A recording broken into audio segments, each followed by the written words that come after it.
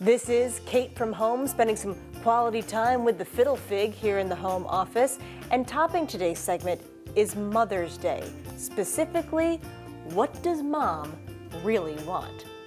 A new survey from Retail Me Not shows 40% of moms just want to have a nice dinner. Other top things they're hoping to receive? Flowers, gift cards, or just simply a spa day. The survey said with loosening restrictions and more spending power for some people, many are hopeful for a true celebration this year. And apparently people aren't being cheap with mom either. The survey said people are planning to spend $120 on mom this year. So what's the last thing you watched on TV? More importantly, who told you about it? A new survey shows that Americans are twice as likely to take recommendations from regular people than actual critics.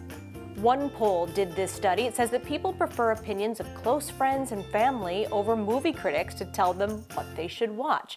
Researchers found that if people do turn to online reviews of movies or shows, they'll look at places like YouTube or Amazon over other websites like Rotten Tomatoes or Metacritic.